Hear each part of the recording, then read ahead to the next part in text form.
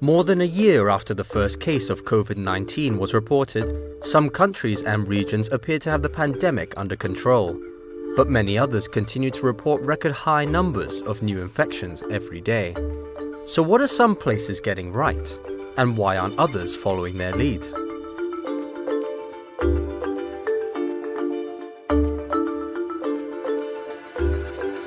New Zealand, Australia, Taiwan, and the Chinese mainland are among those managing to put a lid on COVID-19. The countries and territories that have been successful in limiting the spread of COVID-19 have generally acted decisively at the start and then did so again when subsequent outbreaks occurred.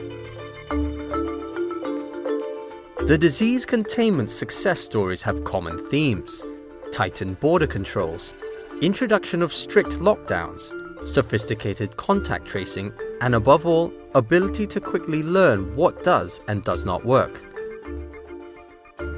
In the process, economies have ground to a halt. Many jobs have also been lost. But these types of containment strategies have worked.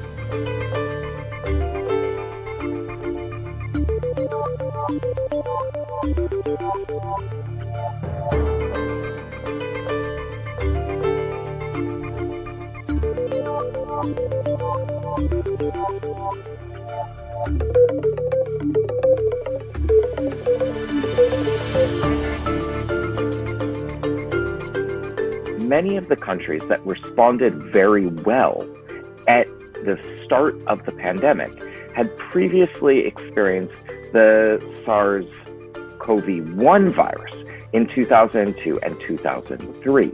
And so they had this track record and this experience of knowing how to respond. Taiwan and Hong Kong are two places that were hit hard by SARS. The lessons learned nearly 2 decades ago have prepared them to better handle COVID-19. Many people in both communities started wearing face masks as the first cases emerged, and without government prompting. Disinfection of high-touch areas was stepped up, but such measures were already in place at many public places.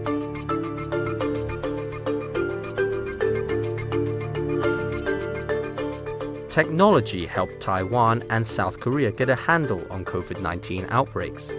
Taiwan's name-based mask distribution system ensured distribution of masks to every resident and prevented hoarding. To stop panic buying and long queues outside shops, the government launched a platform for each vendor to update how much stock they had on hand. A series of real-time mask apps were then developed for residents to check where they could go to buy protective gear. In South Korea, health officials used access to phone records, credit card transactions, and surveillance video to track down the close contacts of infected patients. Members of the public received text messages about the past movements of confirmed cases, with details including the names of businesses and restaurants they recently visited. But digital tracing or surveillance only works when enough people take part. Many of the contact tracing approaches that have been used in South Korea, for instance, would be met with a very strong public resistance in, say, the US or the UK. So that's not always a possibility. It's not just in those places. Hong Kong recently launched an app for people to track their movements. But concerns about privacy and complaints that the app is not easy to use have resulted in a lukewarm reception. And even with its sophisticated contact tracing strategy, South Korea has recently seen COVID-19 cases on the rise again, prompting authorities to reimpose social distancing measures.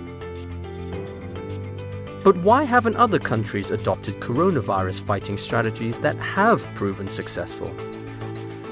Countries that have been less successful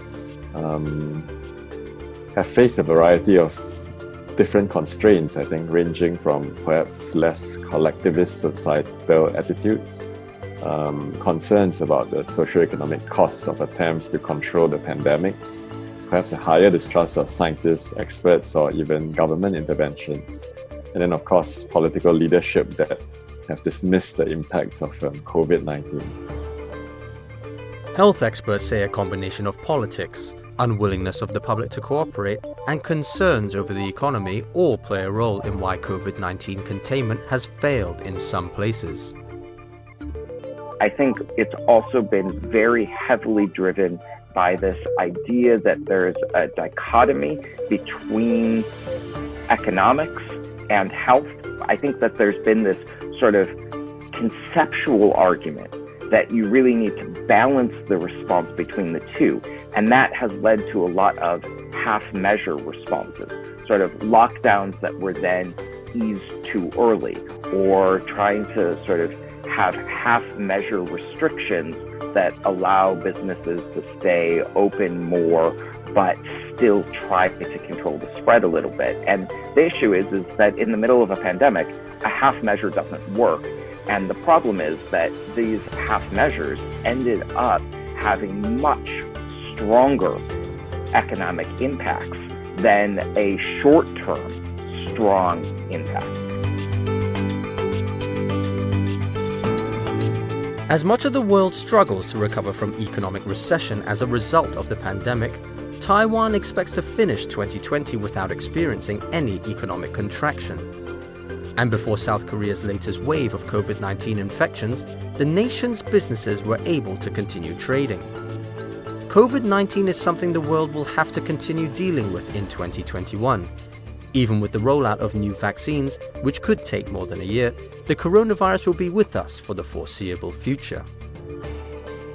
But in the new year, will governments in the worst-hit areas change their strategies? Or will their people be willing to accept more drastic measures to fight the pandemic if they become necessary?